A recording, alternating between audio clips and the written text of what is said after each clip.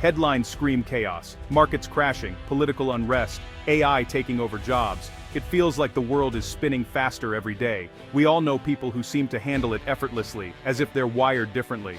But here's the truth, it's not about having a bigger brain or knowing more facts. The real edge? It's how they think. Mental habits anyone can learn.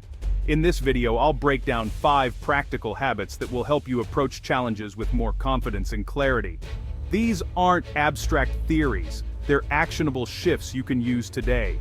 By the end, you'll have a toolkit to outsmart most people, not by knowing more, but by thinking better. Think about the last argument you saw or joined. Maybe it was a heated debate at work, a disagreement with a friend, or even a family squabble over dinner. These moments are more common than we realize, and they often leave a lasting impression on everyone involved. Most people just want to win, to prove they're right. It's almost instinctive. When challenged, our first reaction is to defend our position, to make sure our voice is heard above the rest. But what do you actually gain? Usually nothing but a bruised ego and a missed opportunity. The aftermath of these arguments often leaves us feeling drained, misunderstood, and sometimes even more distant from the other person than before. Truly intelligent people approach disagreements differently. They aim to understand, not to win. They see every disagreement as a chance to learn, to expand their perspective, and to connect on a deeper level. They ask real questions. That's interesting. What led you to that view? Instead of jumping to conclusions, they invite the other person to share their reasoning and experiences, or, help me understand your perspective. These words show genuine curiosity and respect, making the other person feel valued and heard. This genuine curiosity disarms others, turning conflict into conversation. When people sense you're not out to attack but to understand, the entire dynamic shifts. When you listen to understand, people open up. Defenses drop, you both learn. The conversation becomes a safe space for honesty and growth, rather than a battlefield. Sometimes you'll find flaws in your own logic or discover new information. You might realize there's more to the story, or that your assumptions were incomplete. The goal isn't to look smart, it's to get smarter.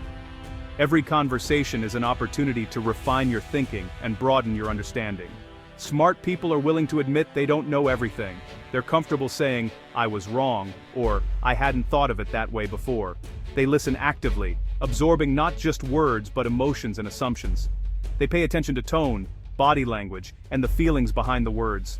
Only after truly understanding do they share their own view, aiming to build bridges, not walls. Their goal is connection, not conquest. This approach transforms arguments into opportunities for growth and connection. Disagreements become stepping stones to stronger relationships and deeper insights. In a polarized world, the person who seeks to understand quietly gathers influence and insight. They become the ones others trust, respect, and turn to for guidance. Next time you feel the urge to prove your point, pause. Take a breath.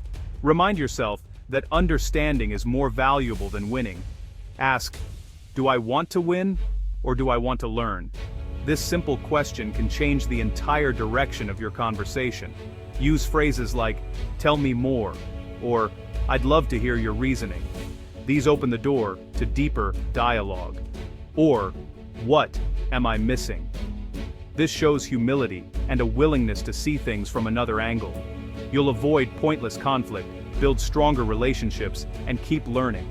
Over time, you'll notice people are more open with you, and your own thinking becomes sharper and more flexible. That's real intelligence, valuing truth over ego. In the end, it's not about being right, but about growing wiser together. When things go wrong, most people zoom in and obsess over the problem. The intelligent person does the opposite. They zoom out. They see setbacks as just one data point in a much bigger story. Instead of panicking, they look for patterns. Has this happened before? What worked last time? They treat problems as puzzles, not disasters. This shift turns anxiety into curiosity and engagement. Big picture thinkers don't just react, they anticipate. They run mental simulations. If I do A, what happens next? What are the second and third order effects? Their decisions consider the whole chain of events, not just the immediate outcome. This makes them adaptable. When plans change, they pivot, not panic. Every setback becomes a lesson. They ask, what can I learn? What system can I build to prevent this? Over time, their judgment sharpens. It's the difference between the firefighter and the fire chief. One reacts, the other strategizes. To build this habit, practice zooming out. Ask, how much will this matter in a week, a year? Treat challenges as a game to master, not a battle to survive. Imagine your daily energy as 100 units. Every morning, you wake up with a full tank, ready to spend it on the challenges and opportunities ahead. But how you use those units determines the quality of your day and your life. Think about it. How much of that precious energy do you waste worrying about things you can't control, like the latest headlines, mistakes from your past, or what other people might think of you? These worries drain your energy, leaving you feeling powerless and overwhelmed. Smart thinkers approach life differently. They draw two circles. One is their circle of influence, which includes everything they can directly control, like their actions, words, and mindset. The other is their circle of concern, which covers everything else: world events, other people's choices, and unpredictable circumstances. Instead of spreading themselves thin, they invest all their energy in their circle of influence, focusing on their own actions, responses, and attitude. They know that by doing this, they actually expand their influence over time. Worrying about the rest is like trying to push a mountain. It's exhausting, frustrating, and ultimately pointless. No matter how hard you try, you can't move what's outside your control. But this approach isn't about giving up or being passive. It's actually radical proactivity, choosing to act where it matters most and letting go of what you can't change. When life's storms hit, whether they're economic downturns, personal setbacks, or unexpected challenges, these people pause and ask themselves, what can I do right now, in this moment, to make things better? Instead of yelling at the storm or wishing it away, they focus on building a stronger boat, preparing, adapting, and taking practical steps to weather whatever comes their way. This mindset applies everywhere, whether you're stuck in traffic, facing a tough day at work, or navigating tricky relationships. It's about responding, not reacting. When anger or anxiety strikes, they pause and ask, is this in my control? If the answer is no, they consciously choose to let it go. Letting go isn't always easy, but it's powerful. They redirect their focus to what they can influence, reclaiming their energy and peace of mind. The result? More calm, more agency, and far less wasted energy. Life feels lighter, and challenges become more manageable. To build this habit, try tracking your worries for a single day. Write down every concern that pops into your mind, big or small. Then, mark each one as control or no control. Be honest with yourself, some things are simply out of your hands. You'll probably be surprised by how many worries you can actually let go of. It's a freeing realization. For every no control worry, ask yourself, what's one small thing I can do right now? Even a tiny action can shift your mindset and give you a sense of progress. This is the foundation of true mental effectiveness and lasting peace. When you focus on what you can change, you reclaim your power and your life. In a noisy world, silence is rare and powerful. Every day we're surrounded by a constant barrage of sounds, honking cars, buzzing phones, endless chatter. It's easy to get swept up in the noise, to feel like you have to keep up, to always be talking or reacting. Most people rush to fill every pause, fearing awkwardness or judgment. But the smartest people, the ones who truly stand out, use silence as a tool. They understand that quiet isn't just the absence of noise, it's a space where real insight can grow. They know silence isn't empty, it's full of answers. In those quiet moments, ideas have room to breathe, and thoughts can settle into clarity. In negotiations, the master states their case, then goes quiet. That pause isn't accidental, it's strategic. The silence pressures others to reveal more, to fill the gap with information they might otherwise keep hidden. It's a subtle way to gain the upper hand without saying a word. In group settings, the intelligent person often speaks least, listening deeply and connecting the dots. They're not just hearing words, they're absorbing meaning, context, and emotion. When they do speak, it's concise and impactful. Their words cut through the noise, landing with more force because they're rare and well chosen. They also pause before answering tough questions, resisting the urge to respond instantly. This pause gives them time to think, to choose their words carefully, and to show that they value the conversation. That pause signals confidence and thoughtfulness, making their words carry more weight. Silence sharpens listening, allowing you to pick up on what's really being said.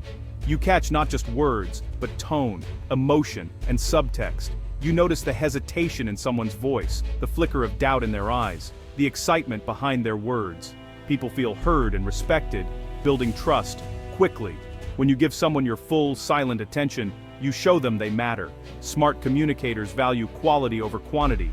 They know that saying less but with more meaning is far more effective than filling the air with empty words. They let ideas marinate before sharing. This patience leads to deeper insights and more original thoughts. Their words have impact because they're distilled from deeper thinking. Each sentence is the result of careful reflection, not just a reaction. To build this habit, embrace the pause. Don't be afraid of silence. It's where your best ideas are born. Next time you're asked a question, take a breath before answering. Give yourself a moment to think and watch how others respond to your calm. In conversations, aim to listen more than you talk. Let others reveal themselves, and you'll learn far more than if you're always speaking. And find moments of true silence each day. No music, no screens, just you and your thoughts. This is where creativity and clarity thrive. That's where your best ideas emerge. In the quiet, your mind can connect dots that were hidden by the noise. In a world that screams for attention, quiet is your superpower.